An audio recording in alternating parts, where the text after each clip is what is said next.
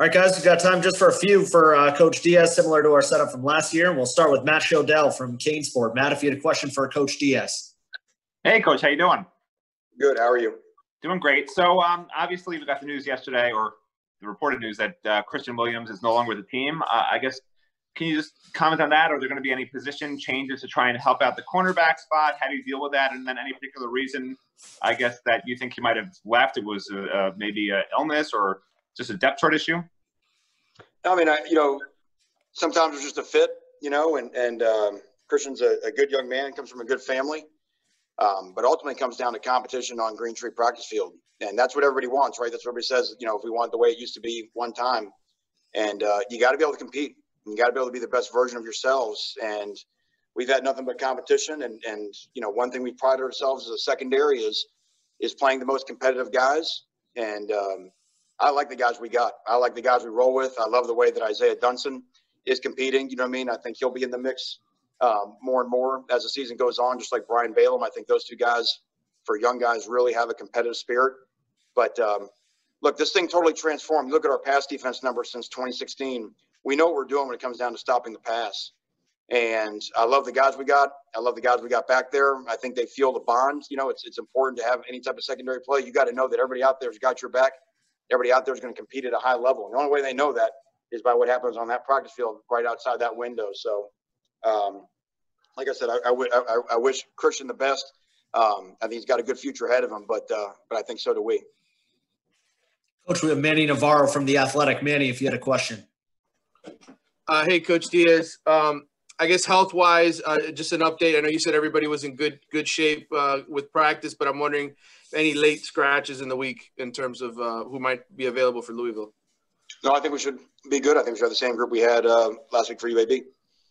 And then if I could, a quick follow, the pass rush. Obviously, you guys only got one sack last weekend, but a lot of that was them getting the ball out quickly. This week, Louisville obviously tries to throw the ball deep, more of an opportunity to get to the quarterback, right? In theory, yeah, but when they throw the ball deep, they're going to do it with a lot more seven-man protection, so there's something to that as well. We got after that guy a little bit last year. And again, now, it's not about sacking the quarterback, it's about pressuring the quarterback. And you may have heard that, I don't even know how it happened or what happened, but I don't know if UAB's quarterback is going to play for a while. So the defensive line, the defensive pressure is about affecting the quarterback. I'd say, 17 was affected. It's a big part of the game a year ago because, as you mentioned, they do take some shots down the field. They're going to, they've got a couple different protections and a couple different ways that they can try to handle our defensive ends. But it's not going to matter because we can't stop the run. Then they can throw the ball when they want to. Coach, we're going to go to Chris Stock from InsideTheU. Chris, if you had a question for Coach Diaz. Yeah, Coach, going back to Christian Williams, 8 snaps last game as your fourth corner. Is there playing time to be had at that spot, or do you kind of just move forward with the 3 primary guys that you had, or do you see Marcus and Isaiah as potential guys to maybe fill more snaps there? This has been true. If you think about it, again, since 2016, there's a line in terms of, you can't just put guys in the secondary that you're not sure that they're going to compete. So the line is the line. If there's 3 guys across that line, there's 4 guys across that line. Some years it's taken guys a couple halfway through the season to become that guy. That's just all part of it. But we're not just trying to play whoever just for the sake of playing whoever. I've got 3 really competitive guys in Ivy, Blades, and TC, Couch.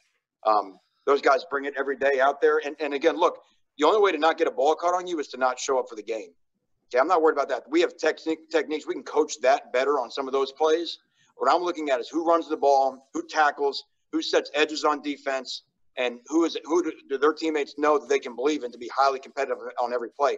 Once you raise your level to that standard, it's amazing how the playing time shows up after that. Until that point, we continue to develop it as coaches. Coach, we've got 2 more for you. We're going to go to David Ferones at the Sun Sentinel first. David, if you had a question for Coach Diaz. Hey, Coach. Last year against Louisville, obviously former quarterback Jaron Williams had success in the passing game. How much can you take away from last time, and how much is different? I know you said on the radio, last year really means nothing when it comes to this year's matchup.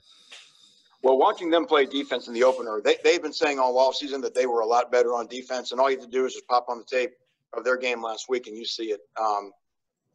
First time in 5 years they've had the same defense coordinator. They are much more confident in what they're doing. Their linebackers are so active. I mean, they are so downhill and disruptive in the backfield. which creates a lot of pressure on the quarterback. They just played at a different speed last game than and it's not even about quality of competition. Again, everybody plays who they play. It's hard to win a game, remember. But watching them at any point last year, so I think they're a different team than they were a year ago. I think we're a different team than we were a year ago, and I would imagine we both argue that we're better versions of ourselves than we were that day back in 2019. Coach, this is the last one for you. We have Susan Miller-Degnan from the Miami Herald. Susan, if you had a question for Coach Diaz. Yeah, thanks, Cam. Coach, the Big Ten just announced that they'll be playing football beginning, I think, maybe October 24th. And they'll have a season, an abbreviated season, but they're playing with daily antigen testing for COVID, daily testing. Your reaction? I'm sure that's great for the players and the coaches in the Big Ten Conference. Like I said, I mean, we've already set our ship at sea. I'm excited that we are. I'm excited about our leadership. But again, October 24th, this deal is week by week. We've all made plans, but again, we're trying to get our guys to do the right things so that we can earn the right to play a football game on Saturday, and we don't ever take our eyes off of that. But do you think it's better though that for all of college football, you know what I mean, that now more teams will be playing, more major teams? It can't be worse. Okay, thanks. Coach, thanks very much for spending a few minutes with us today. You got it, Cam. Sorry about last night, Cam.